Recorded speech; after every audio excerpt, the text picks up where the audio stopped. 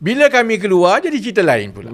Selama setahun, dia paksa kami untuk keluar sebab Datuk Seri Anwar tak berani nak pecat kan. Dia paksa kita keluar semua.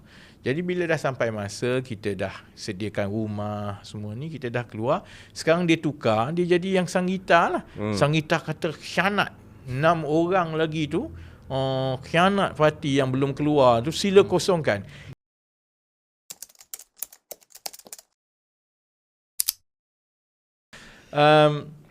Yalah sebenarnya kita tunggu tak pecah-pecah kan.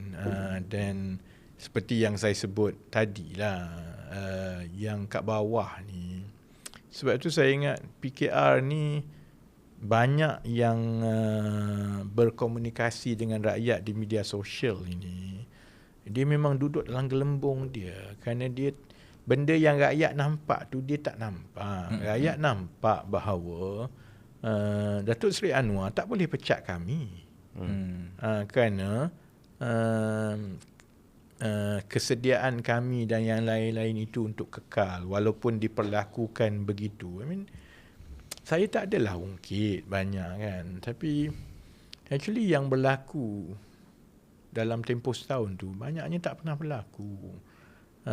Tak ada dalam sejarah kita yang perbezaan politik ni sampai orang serang budak. Tak pernah. I don't say it as often lah, tapi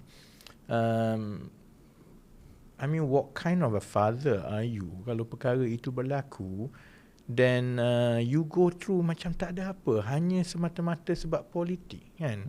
Benda tu tak pernah berlaku dalam sejarah Malaysia. Maksudnya budaya politik dalam PKR ini sebenarnya dah jadi terlalu kotor kan.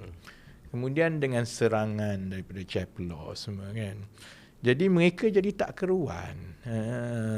Dan yang itu juga sebenarnya mengesahkan lagi pandangan orang ramai yang PKR ni memang tak ada honesty lah. Depan cakap lain, belakang cakap lain. Sebab rakyat tak boleh nak proses tau. Yang macam mana Anwar Ibrahim boleh membenarkan diorang ni ludah dan maki Raf, Nick semua ni dan yang lain tu tiap-tiap hari, because we are senior leaders. And we've been there, walaupun kita mungkin lah umur 40-an, aku nak masuk 50 kan. Sebahagian besar daripada netizen yang mengikuti PKR dalam tempoh 10-15 tahun yang lepas, sebahagiannya membesar dan tua dengan kami. Jadi it's not like kami ni dikenali semata-mata sebab kami ada jawatan dalam PKR atau menteri. We've grown up together with the public, you know kan. Jadi orang tak boleh nak proses macam mana Anwar Ibrahim boleh membenarkan semua ini, tetapi pada masa yang sama Anwar tak berani nak pecat. You and I know why. Kerana kalau pecat dan pecat saya dengan ni, kemudian timbul soalan yang seterusnya, habis yang lain-lain tu kamu nak pecat ke tidak kan. But he also knows pecat kami ni maksudnya membuka ruang kepada tebuk atap lah. Jadi because of that, kesan halus kepada Datuk Seri Anwar itu, it has been played in public's eye for the last 1 year. Here you have a Prime Minister, tambah pula bila Tan Sri Muhyiddin berani dia pecat je kan, Datuk Seri Hamzah semua kan. Then here you have a Prime Minister. Not enough parti you PKR buat macam ni kat budak-budak ni. I mean, Ning and I spend our lifetime daripada umur 21 building this party kan. 19. Kau lagi teruk lah 19. Dia aku 21 tahun, dia 19 kan. We spend all our adult life doing this. Not enough that you buat macam tu kat dia orang. In my case, you pergi serang pula, berlaku pula serangan kepada my son. Kemudian tiap-tiap hari you pressure, you gunakan, PKR ni menggunakan kata caci yang paling teruk untuk paksa Nick and I untuk keluar. Yang lawaknya, bila kami keluar jadi cerita lain pula. Selama setahun dia paksa kami untuk keluar sebab Datuk Seri Anwar tak berani nak pecat kan. Dia paksa kita keluar semua. Jadi bila dah sampai masa kita dah sediakan rumah semua ni, kita dah keluar, sekarang dia tukar, dia jadi yang Sanggita lah. Sanggita kata khianat 6 orang lagi tu, khianat parti yang belum keluar tu sila kosongkan. Dia ni tak ada WhatsApp group ke apa? Satu, kalau yang 6 orang lagi tu keluar, runtuhlah kerajaan ni.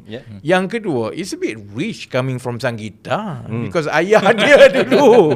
Kan, sepatutnya, kalau aku jadi Sanggita lah kan, I will stay clear lah soal-soal khianat parti ni. Sebab kami tak ada rekod yang bersabit dengan Sheraton. The audacity to talk about betrayal when she come from that group. Dia bukan saja kartel, dia memang kartel daripada dulu. Dia dan bukan saja kita kosongkan kerusi. Kita kosongkan kerusi. And sebenarnya PM boleh je panggil pilihan raya kecil dekat Setiawangsa dengan Pandan. Kau nak show force, panggil je lah. Kemudian kita bertanding lah. Besar kemungkinan kami kalah. Sebab kami tak ada duit, baru parti baru semua kan. Jadi tak boleh buat lawak. Kita tak boleh buat lawak. We have given everything untuk menghormati mandat kan. Tapi akhirnya to me lah, yang paling bermakna dalam tempoh 1 tahun yang lepas ni, sehinggalah ke minggu lepas kita unveil bersama saya dengan Nick kosongkan kursi, ialah rakyat dapat menyaksikan sendiri. Because politics kan, political communication ni, dia sebenarnya ada lagging. There's a lack of communication. Bukannya sebab rakyat tak reti, tapi bread and butter dia bukannya politik. Dia hanya tengok politik sekali-sekala. So they need to complete the puzzle. Sebab yang dia dengar sekali-sekala itu hanyalah one piece of the puzzle. Jadi masa yang 1 tahun dengan reaksi dan layanan daripada PKR terhadap kami itu sebenarnya banyak membantu kami, kerana it helps complete the puzzle untuk rakyat benar-benar memahami why we did what we did. Kami resign dan kami terpaksa bagi our side of the story. Sehinggalah ke minggu lepas kenapa kami bukanlah terpaksa, we were more than happy mengosongkan kursi dan juga menyertai bersamalah. Dia macam saya kan, saya ada jugalah, mungkin tak ramai, makna mereka ni dulu sokong Hero contohnya. Small minority sokong Hero, tetapi bila kita nak keluar parti, dia kata okeylah, dia kata kita member, tapi kau nak keluar parti, itu keputusan kau, tapi keluar parti aku tak boleh buat. Kan, dia kata kenapa sampai kena keluar parti. Tapi jawapan saya mudah. Kita sokong PKR ni sebab dulu kita nak tengok something reformasi lah. Kan, dan bila kena kat saya, to be honest, saya bukanlah pendukung besar Datuk Seri Anwar waktu dia di UMNO. My family was more PAS. Okay, so bila mula-mula dia kena pecat tu, cakap halah ni masalah UMNO, buat apa kita nak kisah. Tetapi bila dah kena kat dia sampai macam tu, ialah makna sampai kena diaibkan, kena pukul, dan sistem kehakiman. So kita pun minat lah, kita pun membantu dan sebagainya. Tapi yang kita pelik, pada waktu tu dia lawan berdegar-degar, excite the whole country, bercakap pasal reformasi, masuk dalam semua. Tapi bila kuasa ada kat dia, macam-macam. Ada alasan tak boleh buat sebab ni, tak boleh ada ni sebab dia Perdana Menteri. Perdana Menteri kat Malaysia ni very powerful. Kan? Dan kadang-kadang, pengalaman saya dengan Raf dalam kabinet dan sebagainya, kadang-kadang to be fair, bukanlah dalam 100%, tapi banyak perkara UMNO ke GPS ke DAP ke tak melawan nak buat reform. Yang ni makna benda yang PM boleh buat tapi tak buat. Kan? Jadi kita tiba-tiba bila bab ni kita tengok dalam setahun ni, kalah pemilihan tu, okeylah, pemilihan tu tak apa, kita pun tak go detail sangat. Dan kita selalu kalah pun. Ya, tak ada isu. Saya pun pernah kalah. Tak keluar parti pun waktu tu. Tapi isu dia ialah after that, kehakiman, apa yang berlaku kat anak Raf, SPRM. Sampai kadang-kadang kita rasa dulu nak lawan Najib pun taklah sampai macam ni. Dan bila datang daripada kawan-kawan lama, dia punya menyampah tu lain macam lah. And kita rasa macam apa yang kita buat 20 tahun 25 tahun. Dan pimpinan menunggang UMNO untuk enablekan semua benda itu. Betul, alibi dia UMNO kan. Jadi selalu apa-apa, ni salah UMNO, salah ni, salah tu. Tapi ialah dari segi tu maknanya UMNO tu pun lama bersabar. Jadi dia jadi punching bag. To be fair, walaupun orang tak puas hati lah, to be fair, kita hanya boleh menilai daripada kabinet kan. To be fair, UMNO ni saya lihat budaya dia lain daripada PKR. Maksudnya berada di dalam kerangka kuasa itu sangat penting bagi mereka. Dan dia tidak ada garis-garis macam kita ni. Dia bukan idealis. Sebab itu UMNO ni ialah parti konservatif yang pragmatis. Kami yang muda-muda dulu masuk PKR ni kan, orang selalu kata kau ni tak pragmatik, kau idealis ni tak ke mana kan. Sekarang yang generasi yang masuk bersama lah. Generasi yang masuk bersama lah kan. Sekarang yang masuk bersama tu semua masih lagi macam kami lah, idealis kan. Tapi jadi bila tengok kepada rekod, macam ni katalah sebenarnya UMNO ni doesn't have strong views dalam banyak perkara. Dia tengok angin ke mana Anwar Ibrahim pergi. Jadi banyak perkara-perkara yang menjadi perdebatan. Contohnya kalau tentang pendekatan ekonomi antara saya dengan Datuk Seri Anwar. Sebenarnya antara saya dengan dia je. Yang UMNO ni dia adalah komen. Ngakoming adalah komen semua ni kan. Ngakoming akan puji lah. Ngakoming ialah the best prime minister we have lah. Ya, Datuk Seri, you are the best prime minister we have lah. Apa namanya, aku sebenarnya berdiri belum. Kan. Tapi yang banyak bersuara ni kita orang dua lah. So mungkin itulah sebab kalah. So kita orang memang dia kalau kira budak bendul dalam kelas lah. Dia tak boleh, kononnya dia tak boleh read the room. Kan. Jadi kita sopan. Kita taklah kasar. Tak ada. Actually yalah, we follow the protocol. Kita sopan semua lah. Tapi saya diberitahu lah oleh menteri-menteri UMNO yang lain, tradisi di kabinet masa zaman UMNO, nobody dares to have a different opinion than PM. Kalau cuma beza, UMNO ni disiplin parti dia sampai sekarang dia maintain ialah dia ada pre-council parti. So kita nak buat tapi PM tak nak buat lah. So bila kita tu, so kita ada ruang tu je. So kadang-kadang PM cakap A kan, Raf ada view B, saya mungkin view C. Nampak kurang cantik, tapi saya rasa saya ada collective responsibility, walaupun bukan hal apa alam sekitar ke apa. I have a responsibility lah. Tapi macam UMNO, to be fair, itu disiplinnya agak baik lah. So they have that discussion. So dalam kabinet tu dia nampak agak, kalau ada pun very coordinated. Kan. Jadi unfortunately PKR tak buat benda tu. So apa nama ni, jadi given everything yang jadilah, I can say that sebenarnya kita manusia, bila kita tawar hati tu, kita tawar hatilah kan. And mungkin orang lain tak tahulah, mungkin orang lain ni keseluruhan hidup dia ialah mengenai politik. Politik is the be and an end of everything kan. Jadi kami ni, saya ingat we were accidental politician. So okay lah, you grow and climb the ranks over the years. Tapi itu tidak mengubah why we were in politics in the first place. Because given the chance, kau tanya aku memang tak nak lah bekerja politik ni. Sebenarnya I've said it so many times. Sebenarnya dia tak berbaloi. And I mean,